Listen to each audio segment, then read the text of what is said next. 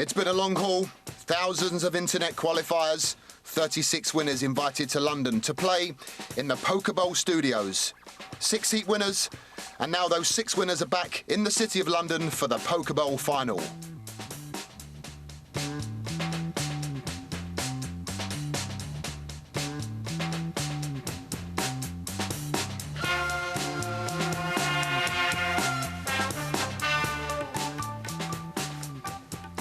Tonight's winner gets the star treatment, flights and hotel in Monte Carlo, and a seat at the Monte Carlo Millions in November. Cheers. There you go, guys. Good luck. Congratulations on winning, and all the best. Getting a seat in Monte Carlo would be fantastic. I mean, it's such a small field. You know, it's a big prize, so you're in with a real chance of hitting some serious money if you win a seat. So, I mean, I'm really excited to play in that competition. It would mean everything to me to get through, to get a chance to play against all the top pros and a chance for a breakthrough into the big time. Yeah, same here. It's a sort of comp that I would enjoy playing. Quite a few chips, not a big field like in Vegas. Yeah, I really want to win it. Really want to win it. I want to go to Monte Carlo, not because of prize money, because you can win money on cash games if you want, but recognition, playing against the best players in the world, that's what it's always been about. Try to play against the best, and that's a great chance for doing it. Just yeah, same here. I mean, I've just come back from Vegas as well, and it was hard work. Every tournament you played in, there were minimum 1,000 players, and it was hard work getting anywhere in that field. But I believe in this one there'll be probably 200 to 300 players, which will make it a better chance for anybody to win. So yeah, it'll mean a lot to me to get there. Love to go, love to play in a tournament like that. I think there's 120 runners in the main event, which is, you know, it's a tiny field. Anything can happen. But there's a lot of work to be done today, so before we can start thinking about Monte Carlo.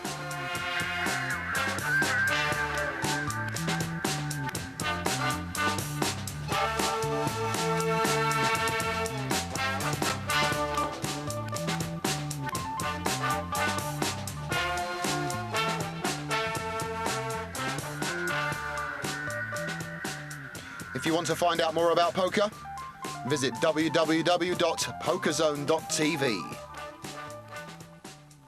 My name is Orjan Knutsen, and me and my brother and a mate, we qualified for this poker bowl 3 days in a row, one each day. And me and my brother were supposed to play the beginning of July. I think it was maybe the 4th poker bowl, and I went out the first hand against another player at this table, John.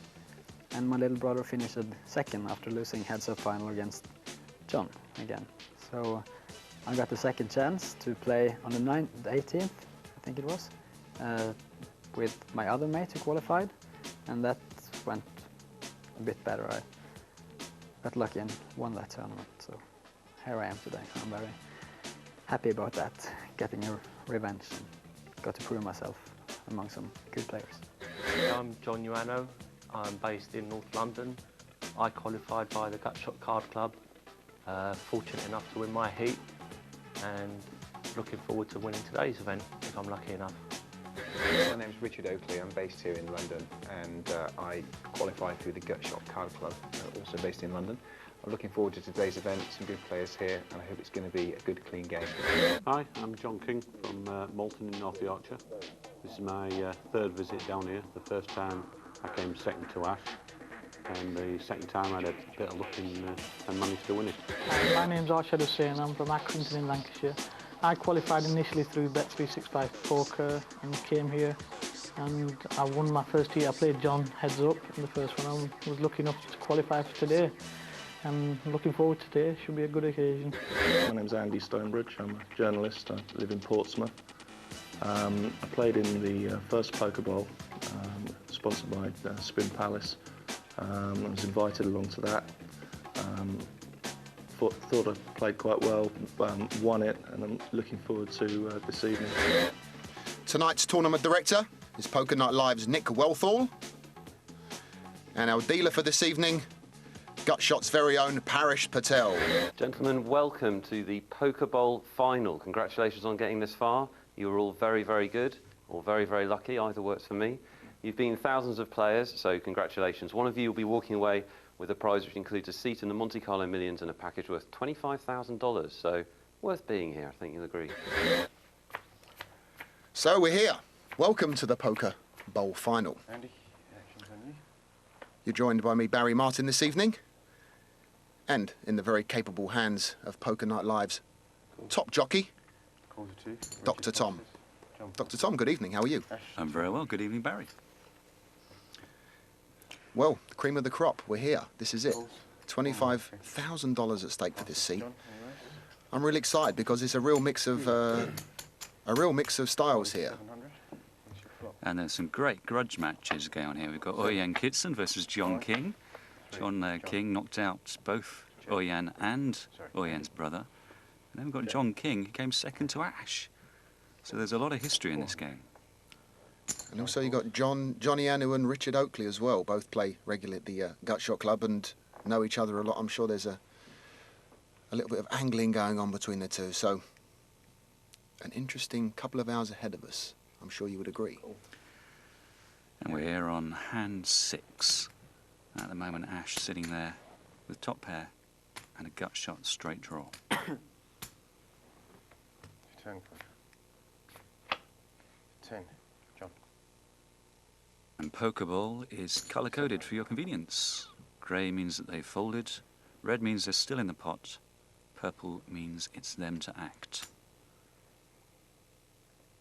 Andy passes.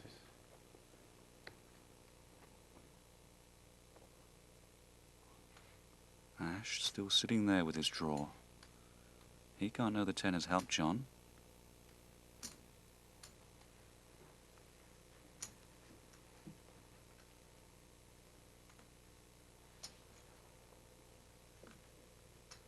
And no one wants to make a silly mistake this early with small cards. As you said earlier, Tom, there is some history between these boys. Ash must know that John's pretty solid. Checks. And there is the straight for Ash. He's made it. He's on the button. That's where he wants to be. He's going to be looking to put in a bet here that looks like a nick. Ash bets 2,200. It's a very big bet, isn't it, considering John's hand? I can't see him getting a call here. That's right. Unless John decides it's just so big it must be a bluff. Well, that seems to be what he's done. Ash shows a straight. John's got a pair of 10s. John's got a pair of 10s, Ash has got a straight. And that was an interesting pot. Yeah, you're right. The size of the bet on the river there really got John thinking about, is this a nick? Is this the steal? Can he have anything to do with this? Did he play the gut shot? Well, I'm afraid, John, he did.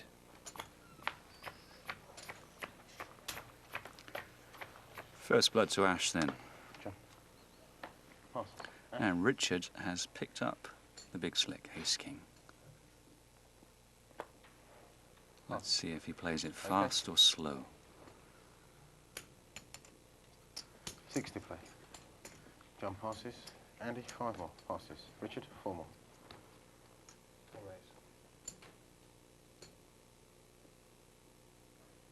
Being out of position here, Tom, he really has to raise in this spot, doesn't he? That's right, and he should be thinking right now what he's going to do on the flop. He can't assume he's going to catch an ace or a king. He should be hatching a plan. Does he lead out on the flop? Or does he check, hoping to get at least a free card from Orjan?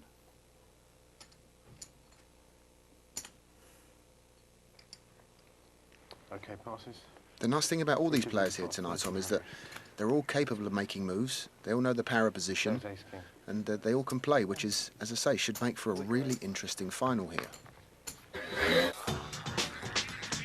8 hands gone of this Poker Bowl final. Ash taking a nice lead into our first break. Join us in a while. More frenetic poker action.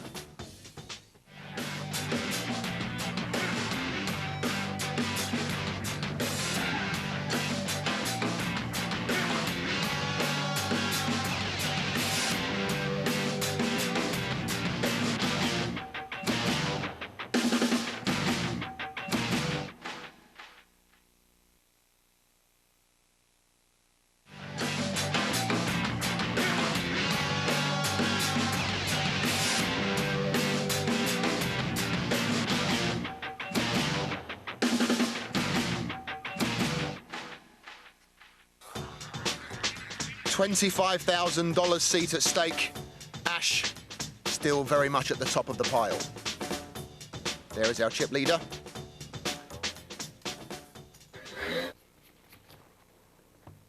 His modus operandi, definitely aggression. Well, you two are getting involved in the pot early on, so like old times, I suppose. We join it here at hand 17. Jump, 200 sheet, goals, And John limps in with a pair of threes, hoping to catch a three on the flop. Nice. Well, it's going to cost him more than he was planning to see that flop now. And that's a punishing raise there from Andy. He sensed that John doesn't really have much of a hand. He doesn't have much of a hand either, but... And John calls. He's paid a premium price for what is a long shot. Here's your flop. 6, 6, 4. Nice flop though, Tom, really, considering the threes. Yeah, it's about as good as you can expect with a pair of threes, isn't it? If you're not going to catch the three, you want low cards. Cool. Any calls? And Andy there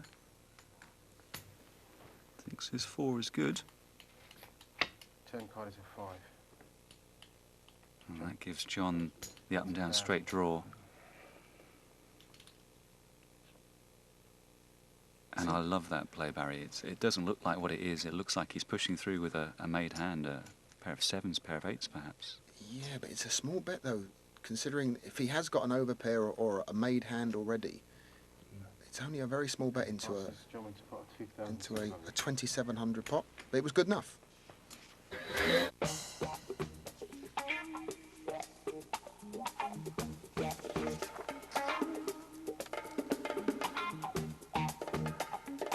Andy Stonebridge, I'm 41.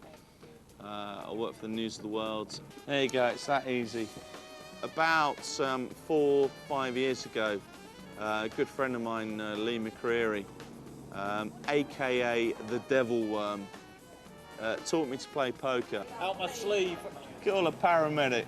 I work with Lee at the News of the World, and we've been playing a little cash game in the Old Rose ever since, and it's really where I first started playing cards. Hope you didn't have a monster, mate. What happens in the game is that we have a lot to drink, we play a low stake game, we play a 3-6 cash game, limit game, and we have a lot of fun. Is that a good hand? Beautiful, absolutely beautiful. Nah, that's bang out of order. News of the World. Reminds me of a quote by Alice Roosevelt Longworth. She once said, "If you haven't got anything nice to say about anybody, come sit next to me." Thanks for that, Barry. Pleasure. As always, Dr. Tom.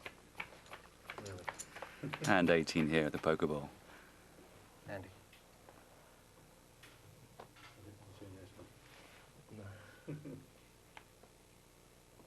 And there they are, a whole bunch of aces, none of them very good. Passes, John. 8. Makes it 8 to play. Ash. Passes. And John with 5-7. 7 more. May think he has live cards. Orjan sitting there with a couple of his 5s. Calls. John, 5 more. And it's going to be difficult for John and Ioannou to make much out of this spot now. Andy, 5 more. With a name like the Granite, Tom, you'd think he would be playing something a little better than 7-5. I think he might have to change his nickname once he gets seen on the Poker Bowl. Thank you. He may get paid from now on. Well, let's see how this one unfolds. So three-way, percentage-wise, John's a big dog in this situation. 2,600. Yeah, he's looking for a straight and not much else. Nice. 10 and a 3. How about that? 2 ace-10s both folded. Both hit 2 pair. Now Andy's in very, very good shape here. Bet. With the 2 clubs on board, I think a pot-size bet's going to be a worthwhile thing. But it's a strange bet, Tom, isn't it? 600 into a 2,600 pot. It does rather look like he's trying to buy it cheaply on a flush draw. And wow, look at that. John has raised with nothing. Okay, passes. Andy, 12. And has John walked into this because... Well, he's got less draws than a nudist beach. Andy's sitting there with a decent hand, and his own bet belied the strength of his hand. And I think John's got to let this go now. Oh, he's in bad shape. He needs some running miracle, and 2 5s are gone. He's in really bad shape here. Turn card to 7. Andy. Well, he catches a pair. Check. And now there are 3 clubs on the board. There's only 2 ways he can play this. 3,000. Ooh. And that's one of them. Considering they all started with 10,000 chips here, Tom, that's committing a lot of your pot on, you know, with 3 clubs out there, and you know you've got 3rd pair. That takes some kahunas. And in case you're wondering, John here is not betting his pair of 7s. No way, that's a bluff. He's representing that flush. It's a tough one for Andy to call now. That size of bet. You must think his jack's no good as far as a kicker. That's right. It looks like either John's got the ace-king and he's betting to protect himself from the flush, or he's made the flush. But either way, it looks like he's got a big hand.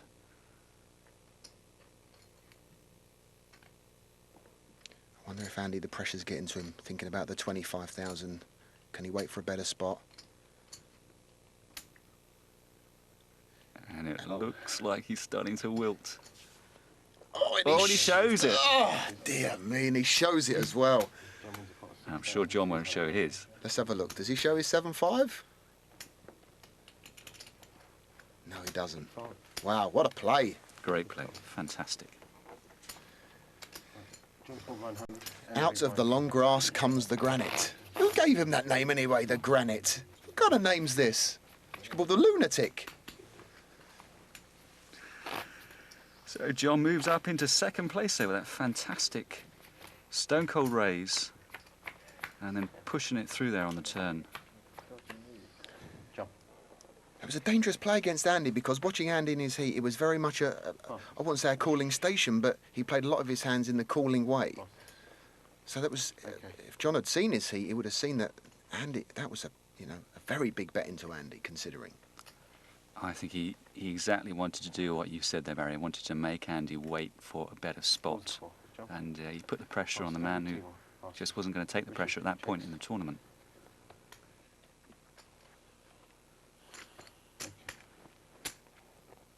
Two players. Pot is 1,000. It's your flop. Jack. 5, 7. Richard checks. Okay.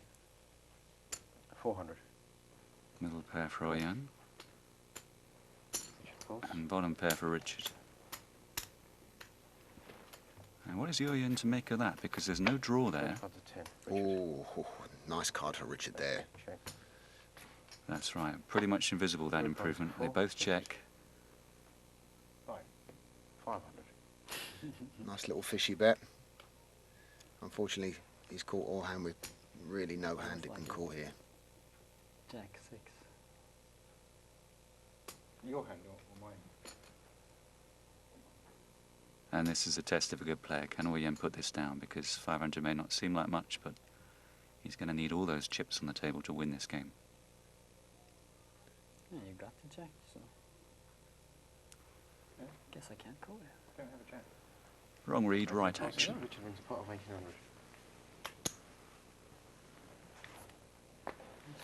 60, 80 and 16. I did. No.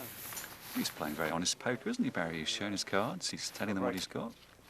I wonder if he's shoring up trouble for himself here. Well, I like that. You know, I like that situation whereby you show a few hands down early on, get a bit of respect, because some of these players have never played with Richard before. Why not give a piece of a story to them and use that to your advantage later on? Okay. That's why I didn't like the show by Andy. He's showing weakness. Now it's just an open season now to bully Andy out of pots.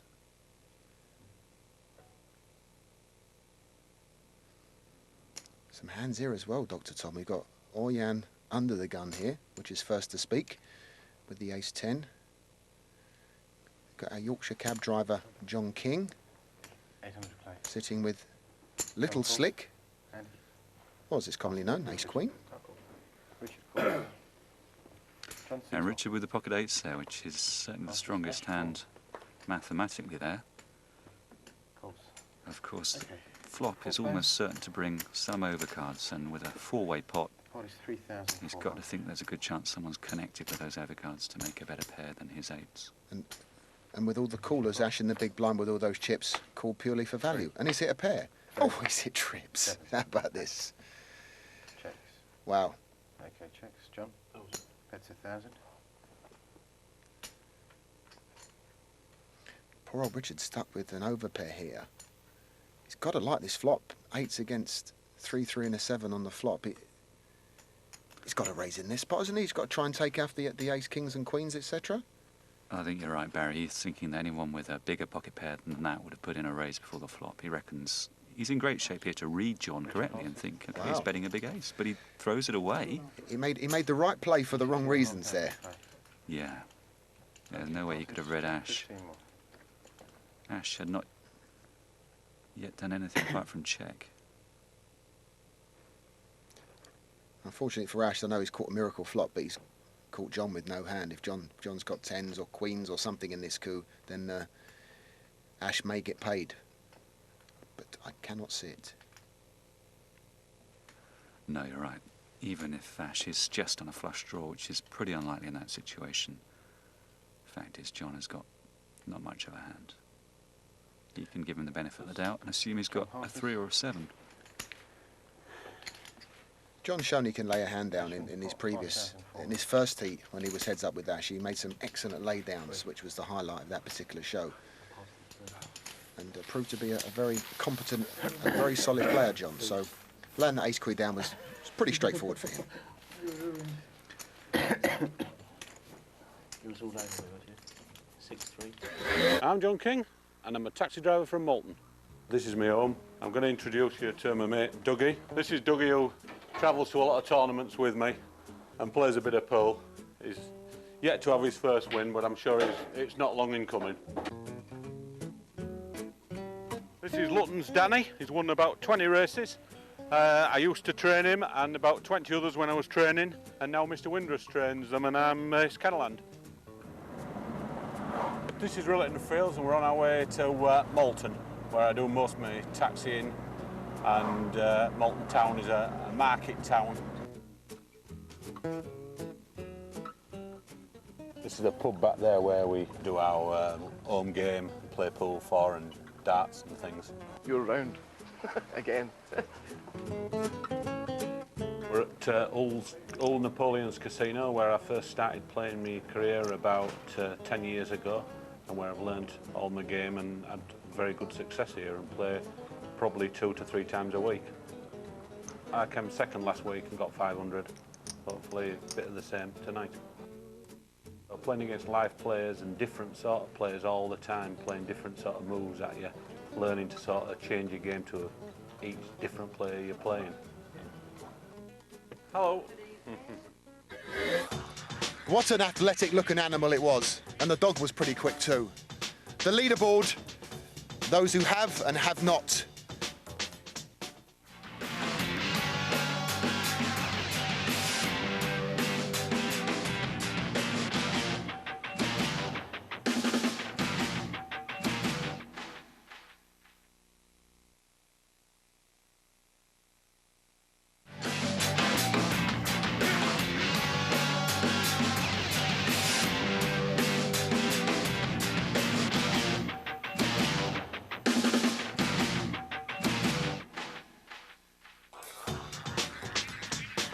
Very much a north-south divide now the leaderboard has. 3 players going away from the pack. Ash, John and Richard looking strong. John, Orjan and Andy have some catching up to do. And with the blinds at 2-4, 600 in the pot, they're finding themselves getting close to having about 10 times per round, which I'm sure Dr. Tom will agree is a very, getting pretty close to a dangerous situation to find themselves in. That's right, you can't expect the cards to do the work for you. You're going to have to create a few situations. Okay, 16 to play. 12 more. Passes, 12 more, Andy. Interesting situation here, Dr. Tom. We've got Andy and John in another pot. Andy's raised with the sixes.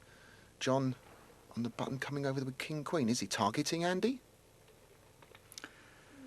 Well, it certainly looks like he's doing a bit of victimisation. He's on the button there. And having shown Andy he's prepared to bet big on a previous hand, he's giving Andy reasons to fold before the flop. This is great play from John Ioannou. Yeah, power poker, showing definitely much the power of the raise here, using his chips to an absolute optimal situation. Playing great, as you said. And there they are, the aces have arrived. I wonder if John's going to come over top this time. I don't think he'll try it twice in a row. And Andy has just flat called there. And that's a dangerous play. Ash calls a 4. Okay, 2 more. Passes, John. Any raise. Okay. No raises in the blinds. It's 1400 in the pot. I don't like this very much, Tom. 3 players against aces. I know your favourite. I know you are, but you could disguise any hand here, and anyone could have a 3, up and down straight draw. You're betting pretty much in the blind now for poor Andy. I think with that flop, he must now be questioning the wisdom of letting the big blind in for free, because it's a possible bonanza. Well, someone comes over the top here, he's got to lay him down. Jump passes. So he runs the risk, only picks up the blinds anyway, and 1 flat call from Ash. Well, we'll never know. What would have happened if someone had connected? He might have got a double through. But I'm sure that Andy there was very happy to see the folds once he put his bet in on the flop. Okay. Richard's got those small pairs again. Passes, John. 2 more. Calls. Andy, any raise? No? Okay, 3 players. It's 1200 in the middle. He doesn't realise, but he's in really good shape. Only 1 overcard. 10. 8. Jump. Checks. Andy. Yeah, that's right, but the flop's pretty scary for the sixes. Yeah. 12. That's 12. And that's a gutsy bet. Jump passes. King eye flush draw. 1 overcard. Cool. Andy calls. The call. Must be difficult now for the sixes to persevere in this pot, I'd say, Barry. Well, the only problem here is that Andy's out of position. I don't know if I like the caller there. If I'm going to make a play on that particular flop, I'm going to make a raise. Again, he likes to persist with these very small bets to a rather sizable pot. Look at that raise there from Richard. That's a terrific raise. Very gutsy raise with the sixes there. If he's behind, he's going to stay behind. He seems to have read Andy for either a draw or nothing. As you say, maybe, Barry, there it was a small bet that tipped off Richard.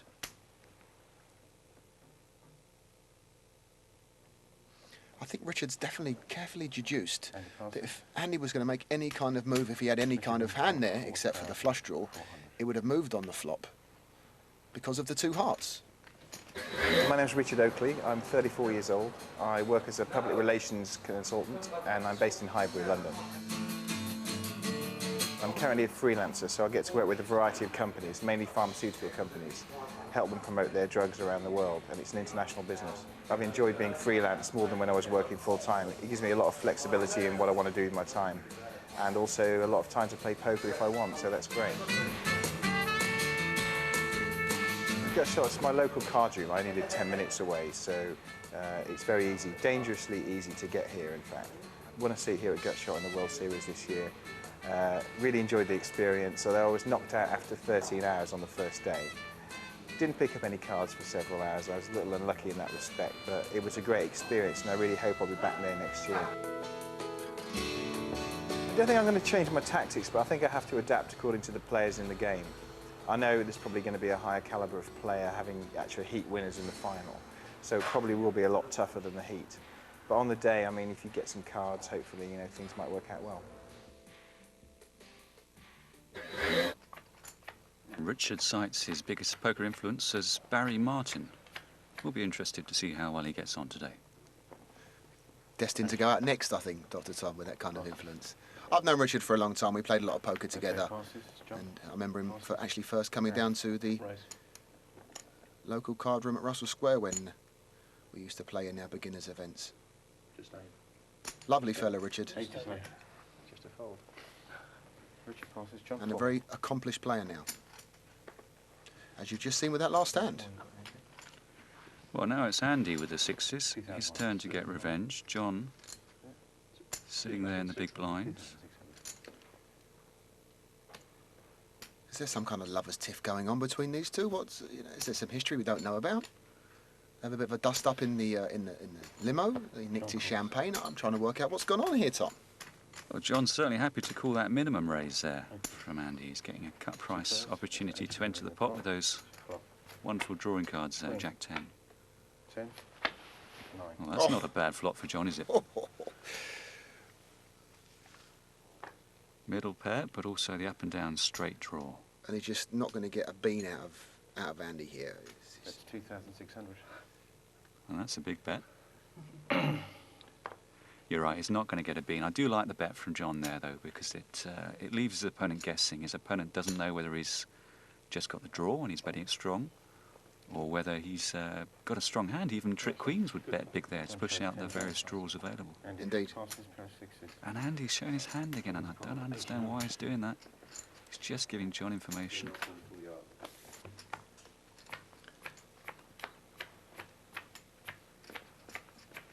Maybe a little bit of inexperience coming through there from Andy.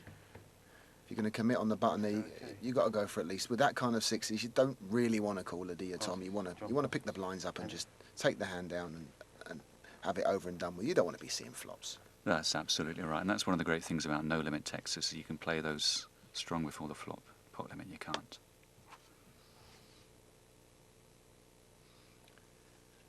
But in his small piece, he does say he plays a lot of limit poker. Maybe therein lies the problem with Andy's game. Well, he's the low man now, and he's picked up an ace, and it's been folded round to him. I wonder if he's contemplating an all-inner here. And he goes all in for 2,600. There it is. Richard passes, John passes, Ash passes, and he wins a pot. And the best hand takes it down, but he didn't want to call her, that was for sure. No, indeed. And I don't want to take anything away from Andy. He played excellently in his heat and done very well to get here tonight, so let's not take anything away from his achievements. And there's those sixes again for Richard. Oh, cool. He must be feeling fairly confident about them after his last coup with them. Passes. Okay. Calls. John checks. Four-way. I don't think Andy wants to catch any piece of this. Pot is 2,400. Everyone's got pretty much everyone else's cards except the sixes. 10, 4, 3. And that could be a lot worse for Richard. Okay. Check. Jump. As far as the flop looks, Orjan checks top pair. 15. That's 15. And there was something just a little bit too confident about that bet there. Something in Richard's voice that said to me, Barry, that that was a bluff. Okay, now it's all in. Orjan's obviously decided he was going to check raise whatever anyone did here. And Andy throws away his flush draw, not wishing to gamble at this particular juncture. Now Richard's been sandbagged by a Scandinavian. He must know what that means. He's behind.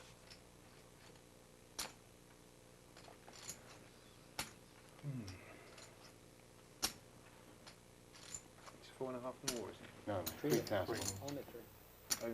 3,000. Highlighting the word only, Orjan there, Tom. It's not a vastly different situation from the one he faced just a moment ago. But Orjan, of course, is not Andy. Orjan's got a bigger stack, and it was a check raise. And I think, yeah, that's what makes Richard decide this must be a genuine hand. Richard passes 5,400. That's bet. Thank you. Not a draw.